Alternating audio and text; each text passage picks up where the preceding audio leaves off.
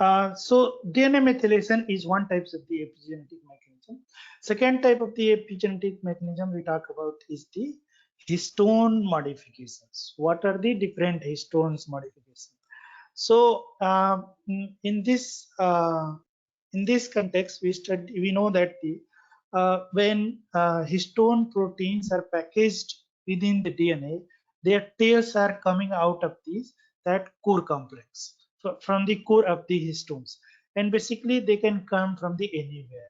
They can come from the side. They can come from the open from outside, and basically these tail interacts with the DNA because of their basic nature. So there are several amino acid residue in the histone tails are basic in nature, so they can interact with the DNA, with positive negative charge. So if you try to add a negative, so the histone has the positive charge because it has the basic amino acids, and the DNA is negative charge because it has a phosphate group. So the phosphate, and if we perturb this interaction between the positive charge basic amino acids in the histone and negative charge DNA, we facilitate the opening of the chromatin, and in this way the chromatin is open for the transcription. So in this way, we first studied the histone histone acetylation. So in case of the histone acetylation, mechanism is included is we have to add a acetyl group on the different lysine residues. So if you add the acetyl group, so acetyl group will basically add the negative charge on the histone tail, and this leads to breakage of the interaction between the histone and the DNA. And because of this reason, the DNA, the interaction between the tail of the histone and the DNA is loosened, and the chromatin becomes open, and transcription can be facilitated. Another kind of modification today we are going to discuss is okay. Now one more thing is the way the DNA methylation is always repressive, is a repressive mind. Histone acetylation is a activating mind, but histone methylation is can be an activation mark and can be a repression mark. So we talk about different types of the histone modification, and basically they are arise. So this kind of the modification, like the histone methylation, is made on the tails of the histone H3, histone H4, and basically basically mm, because of this modification, proteins several proteins can interact with them, and depending on the protein, transcription of a particular gene can be repressed or activated. So in this again, I would like to show this this slide is this is the histone, is called as core histone at the bottom in the central region. Core histone, and this is wrapped by the DNA. So the DNA is showed in the red and mustard color. It covers, and look at the different yellow color and the sky blue, green, and the blue color. Histone tails are coming out of the DNA at different places. Okay, so because these tails are interacting with the DNA, so if you change any modification between the histone tails and the DNA, then you are changing the we are basically making the chromatin more accessible or less accessible to the RNA polymerase, and this is the way the transcription is regulated. One major difference between the histone acetylation and the DNA and histone methylation is the histone acetylation is a less stable epigenetic mark, whereas histone methylation is the more stable. So so in another word, I will say that the if a acetyl mark is made or is put or added on the tail of the histone, it can be easily removable. But if a methylation mark is added on a histone tail, it is not that easily removable. Okay, so again I will highlight here is the this is histone modification is nothing but modulating the interaction of the histone tail with the DNA. So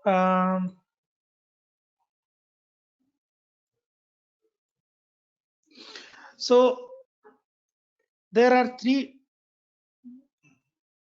So the most favorable substrate for the histone methylation is arginine and the lysine residue. So because we know that the histone is a basic protein, so it will have the a high number of the basic amino acid like the lysine and arginine, and you know the reason now that how the basic amino acid can interact with the DNA. So so what happens is we know that the DNA, again I will highlight here, is the arginine and lysine are the basic amino acid, and it can interact with the DNA with the charge interaction. So arginine is basically mm, mm, is shown in the picture A, and arginine methylation is mediated by PRMTs. So protein arginine methyltransferase, this could be type 1 and type 2. It uses S-adenosyl methionine as a substrate and transfer the methyl group from the S-adenosyl methionine to the arginine shown in the highlighted in the yellow color. So this at this stage, one methyl group is added on the arginine, and we call this arginine monomethyl mark. So if arginine 10 has one methyl group, so we'll call it as a R10 methyl 1. So R10 methyl, so a monomethyl arginine is shown in here. Okay, so after this methyl group another methyl group can be also added in this, and the same enzymes can add the second methyl group on the respective side. So for example, if you saw here in the type 1 methyl group can it can add methyl group at the same nitrogen as shown in the at which the all methyl one methyl group is already present. So this is called as asymmetric types of the dimethylation of this arginine residue. In another scenario, the PRMT type 2 can add the methyl group at different nitrogen different nitrogen, and this will be a symmetric. So this is called as symmetric dimethylation. So dimethylation could be two types, and asymmetric dimethylation or symmetric dimethylation. So we will study this PRMT mediated arginine methylation later on. So first we will study the lysine mediated. So the lysine is also substrate for the histone methyltransferases. There are several different types of the histone methyltransferases. We are going to discuss one by one. And these histone methyltransferases are also uses the SAM, S-adenosyl methionine as a substrate, and these enzymes, so histone methyltransferases can directly transfer the methyl group from the SAM to the lysine residue. So if one lysine is added at nitrogen residue, then it is called as monomethyl lysine. Suppose fourth lysine in the histone 3 in the histone 3 tail, if fourth lysine is has one methyl group added, then it is called as S3K4 monomethyl. S3K4 monomethyl means histone 3, lysine 4, and one methyl group. If another methyl group is added at the same nitrogen, so that means the 2-methyl group is added. That means S3K4 dimethyl. So that means the histone 3, lysine 4, and 2-methyl is added. That's why it is called as dimethyl. S3K4 dimethylation process. This process will be called as S3K4 dimethylation. Okay. If another third methyl group is added on the same nitrogen, then it is called as S3K4 trimethylation. Okay, so and this is the maximum number of the methyl group can be added on a lysine. So the highest number of the lysine could be added at the nitrogen because of the valency of the nitrogen is 3. Okay, so So another way I said that the histone acetylation is a less stable mark, and the histone methylation is a long-term maintenance mark. So if you want to maintain a histone in a gene in a repressed condition, so repressed condition for longer time. So in that condition, methylation will be an important epigenetic mark compared to the acetylation.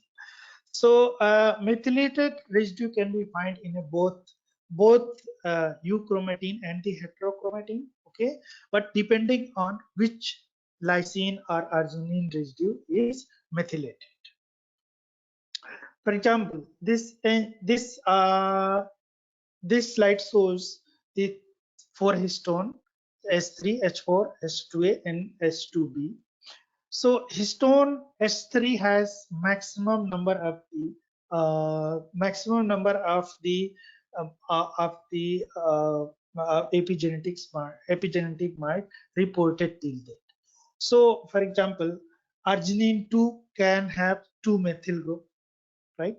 So like in the previous slide, we showed that the arginine can have maximum 2 methyl group, while lysine 4 can have the 4 methyl group. Similarly, lysine 9 can have a acetyl group, and it can also have 3 methyl group. At just beside the lysine, there will be a serine that can be phosphorylated through different kinases, and this is also an epigenetic mark. We will discuss it. Okay, lysine 14, lysine 18, lysine 23 is acetylated, and arginine 17 is methylated, and lysine 27 is methylated. Lysine 36 is can be trimethylated. Lysine 79 can also be trimethylated. Similarly, histone 4 has relatively less epigenetic mark compared to the histone S3. This is because the tail of the histone tail H4 is relatively shorter than the histone S3. So histone H4K20 can be trimethylated. So that means it has histone H4 lysine 20 can have maximum 3 methyl group. And similarly, arginine 3 can be dimethylated, and rest of the lysine can be acetylated. Histone H2B, H2A cannot be methylated. So there is no methyl group as histone H2A and H2B, but it has a specific methylation, that a specific epigenetic modification that is called as ubiquitination. So it at 119 and 123 in both in H2A and H2B, this 119 and 123 is is site for the ubiquitination, and this is also basically a specific mark. So like I said in the previous slide, so the histone methylation can be methylation can be a activation mark, and histone methylation can be a repression mark. Okay, so all the modification that is shown above this amino acid residue are activation mark, and the one that is shown below the amino acid sequence is basically the repression mark. So that means if you take the S3K4, so histone 3 and lysine 4 can have 3 methyl group on the top, so that means it is an activation mark. So in case if the histone S3K4 has 3 methyl group on some promoter, that means this promoter is active. In the same way, histone S3K27 is a repression mark. That means if these marks are present at the promoter, that means this kind of the promoter can be repressed, can be active also. Why, I will tell you later on. Generally, S3K36 and S3K79 are the trimethyl mark, and they both are the activation mark. If you see on whole slide, all the acetylation are above the amino acid residue sequence. That means all the acetylation is a activation mark. Acetylation is not a repressor mark. Okay. Similarly, ubiquitination I think this is a wrong. Ubiquitination is a repression mark, and it should be here. It should be below here. So ubiquitination is basically a repressor mark. So these different kind of the histone marks are mediated by the different kind of the enzymes. So there are several epigenetics enzymes are known till till now, and most of them are identified in Drosophila, and then later on their mechanism has been validated in mammalian cell or higher eukaryotic organism. Here you go. For example, if you take the S3 histone H4, so this is a histone in the center, and the left side is the S3, and right side is a H4. So histone H4 H3 K4 lysine. K4 lysine is methylated by the several different types of the enzymes. For example, the one that is shown in the mustard color is from yeast. The one that is shown in the blue color is from the Drosophila, and the one that is shown in the black color is the human. Okay. So SAT1 or any of these enzymes can mediate the S3K4 trimethylation.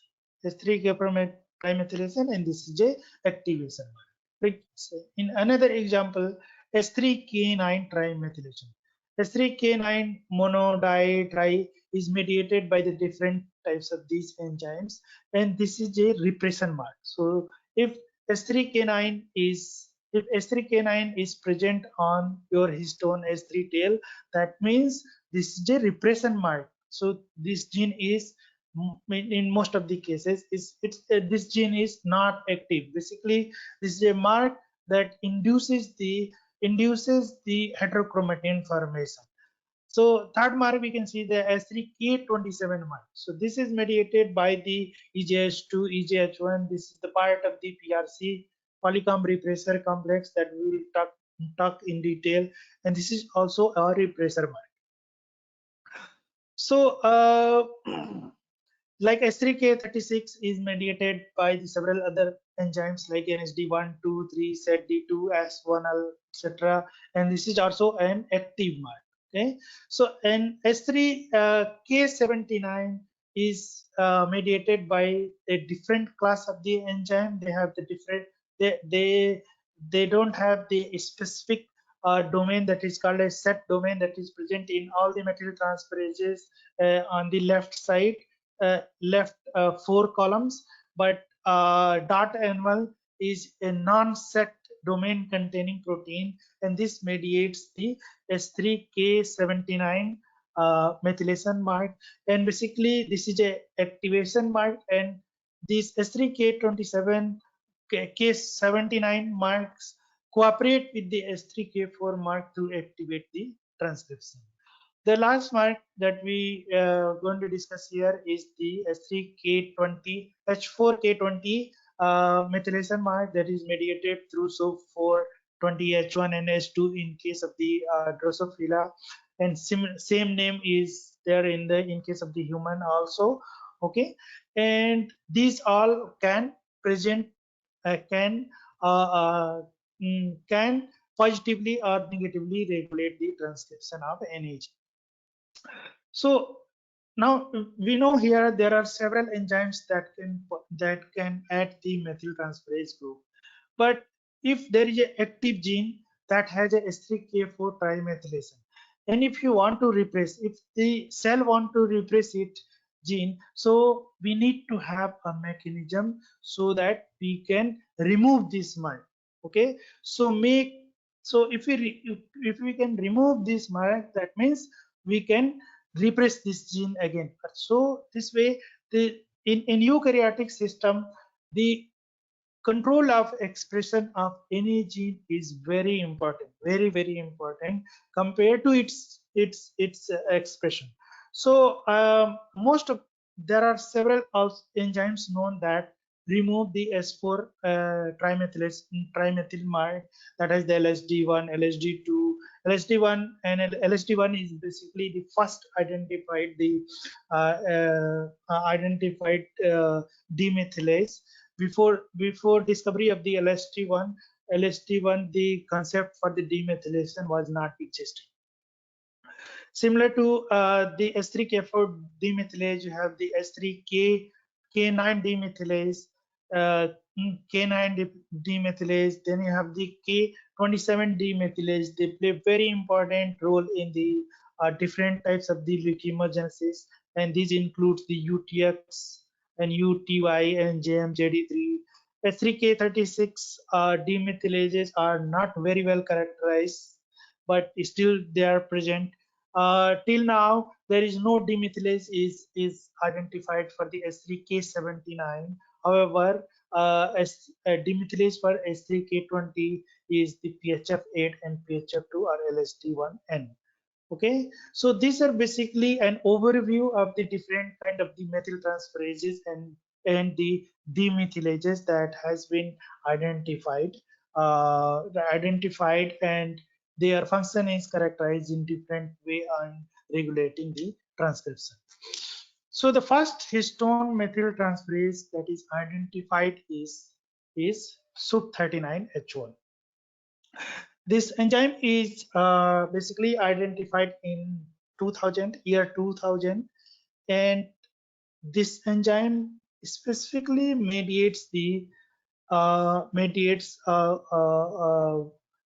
methylation of histone S3 at lysine 9.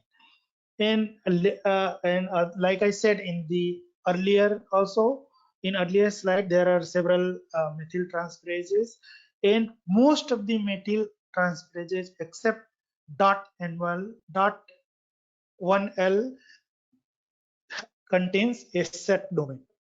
So set domain is enzymatically active domain of methyltransferases. Okay, so like in 5-lysine in histone S3 is methylated, like I discussed in earlier slide, also K4, K9, K27, K36, K79, and 1-lysine at S4 is methylated, and this methylation process is regulated by several different enzymes. So the set domain, so this is a typical structure of the set domain. Set domain basically contains the alpha beta structure, and the red region shows in the center here is the is basically, this is lysine residue, and this lysine residue is interacted with the with the histone S3 that is shown in the ball and socket diagram. It's called a ball and socket diagram. So you can see here is this is the interaction between the histone S3 and lysine that is naturally present in the DNA histone interaction. Okay, so set domain also, like you know that we have to transfer the methyl group from a substrate, and that substrate is the S-adenosyl methionine. So the purple color structure here shown in the ball socket diagram, it is called as SAM, S-adenosyl methionine, and here zinc is acts as a cofactor for the enzymatic activity of the set domain containing protein. And you see here is the orange color is the methyl group that is transferred on the histone S3 tail at the lysine 9. So like I said that the methyl transferases can be an activation mark, or it can be a repressor mark. For example, in this image, you can say here is the set-TP, set1P mediated methylation of lysine 4 in histone tail 3 is a activation mark. And in contrast, if the methyl group is added on the lysine 9, lysine 9 lysine 9, that means it can induce the heterochromatin formation. That means it can decrease the accessibility of the DNA to the RNA polymerase, and this is the way it can repress the transcription. So now you can ask the question, so how it is regulated? How we determine that how the cell determine that, okay, now if a gene has to be activated, if a gene has to be activated, then only lysine 4 can be methylated and lysine cannot be methylated. So there are mechanisms that exist and known till now. It has been already identified that if a methyl group present at lysine 4, it cannot be methylation at lysine 9 cannot be mediated. It cannot be happen. Why? We'll talk about in later slides.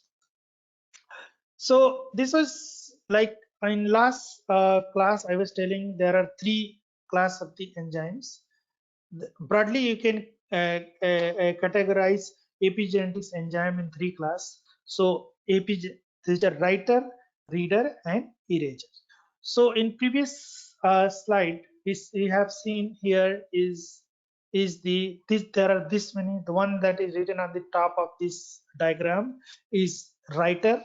So they are epigenetic writer for the different kind of the different kind of the histone marks, but and they are also eraser that is shown in that is written in the bottom side of the slide. So these are the one that can remove. So there are writer, there are eraser, and there are a third class that are called as reader protein. Okay, so for methylation, for methylated DNA, the reader protein can have like it have a specific architecture that are called as the chromodomain module. So those protein which have a chromodomain can form can interact with this histone modification, can have interaction with this histone modification. So the chromodomain protein can play important role in recognition of these methylated histones. So this is a process that I'm showing, that if a euchromatin has to convert in a heterochromatin, then what many process can happen. So what is happening thereafter? It's not the one step process, it's a several step process. For example, so if a gene has to undergoes repression, it has to convert from euchromatin to heterochromatin, the first step would be to do to the lysine 9 of the histone S3 is methylated by the enzyme SUP39H1. This is a histone methyl transferase. Once this methyl group is added on the lysine 9 of the histone S3, so the reader protein, that is chromodomain containing reader protein, is called as HP1, heterochromatin protein 1, can recognize this methyl group. Okay, and this methyl group again recruits the several recruits the SUP39 histone methyl transferase, and that can mediate the S3K9 methylation in other on other nucleosomes, and then because of this region, those histone sp1 protein can bind to the S3K9 trimethyl, and this lead to the heterochromatin formation. How? Look, you can see here is, so this is a active mark, this is a euchromatin mark. It is, like I said in the earlier, if histone tail is acetylated, it is always an active mark. Similarly, if the serine 10 is phosphorylated, this is also always an active mark.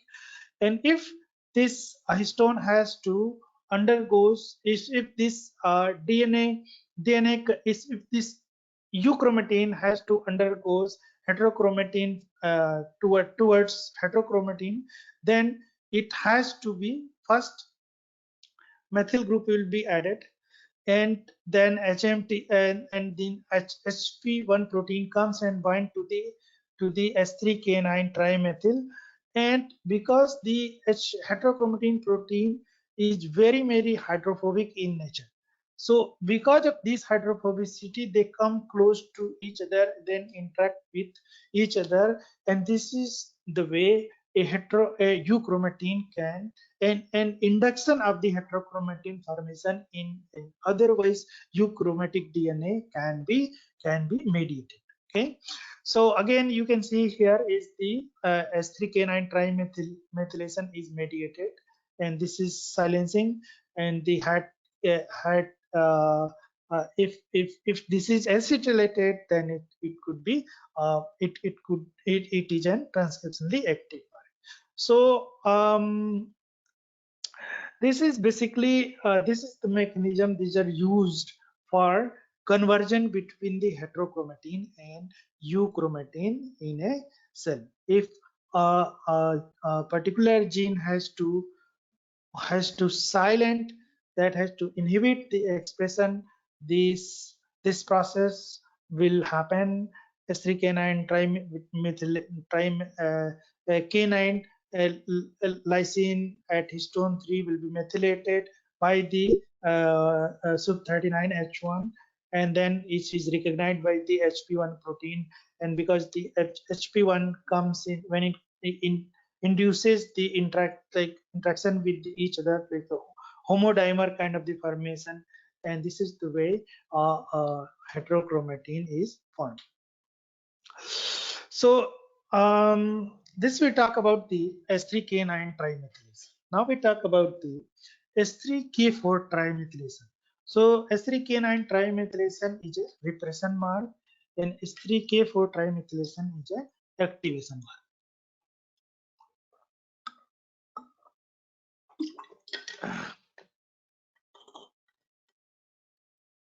Hello, am I audible? Hello. Yes, sir. Okay, so should I move forward?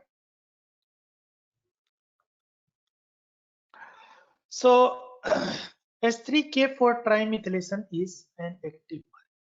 So recent genome-wide studies has identified all the genes, even the housekeeping genes, are developmentally regulated genes. If they are active, they have to have a S3K4 trimethylation. So S3K4 trimethylation is a bona fide histone signature for an active gene. So if S3K4 trimethyl is present only, then the gene is active. So it is mediated by, again we will discuss about what is the writer of the S3K4 trimethylation, what are the readers of the S3K4 trimethylation, and what are the erasers of the S3K4 trimethylation. So there are 6 enzymes has been identified that mediates the S3K4 trimethylation, and these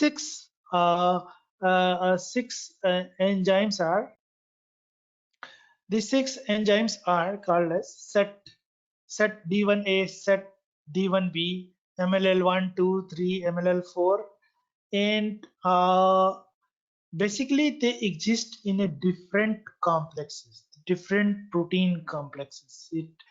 So depending on the complex structure, the complex can mediate the monomethyl. It can add only one methyl group at lysine 4. It can add only two methyl group at lysine 4, or it can add maximum 3 methyl group at lysine 4, and it's all depend on the composition of this complex. So for example, if you look at the structure image at this slide, okay, so in this slide, set 1AB compass. So this and S2, DPY, DPY30, RBBP5, and WPI. These 5 proteins are present in the all complexes, all three complexes, and basically these are called as core complexes. Okay, and other proteins are changing.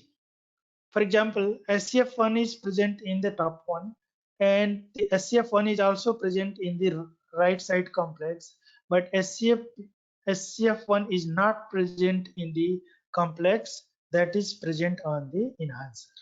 So if you see another difference here is the UTX is only present in the in the protein complex that are present on the enhancer, not on the promoter or the in the promoter region of the housekeeping gene or developmentally regulated genes.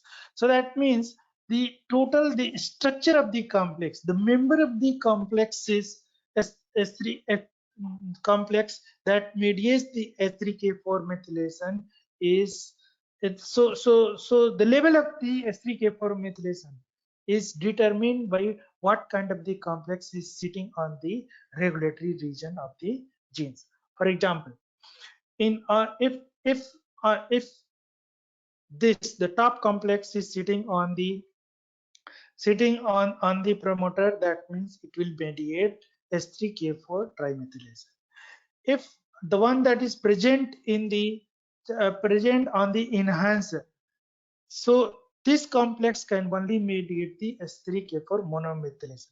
However, promoter or PRE region, the one containing complex, can mediate the S3K4 dimethylation. So what I will conclude from here is the structure of the complex, the subunit composition of the complex determine whether the promoter whether the histone S3K4 will take S3K4 monomethyl or dimethyl or trimethyl group. So one thing I would like to highlight here is the S3K4 monomethyl is a specific mark for the enhancer region. So now in this slide, I just try to show here that what is the difference between the a promoter and an enhancer if you consider these histone marks. For example, so promoter of a gene can it will only have the H3K4 trimethylase. It will not have H3K4 monomethylase. It can also have the H3K27 acetyl group. Okay, so if you compare the composition, the epigenetic mark at the enhancer and the promoter, you will find here is H3K4 trimethyl is specifically present at the promoter region, whereas H3K4 monomethyl is specifically present at the active enhancer. So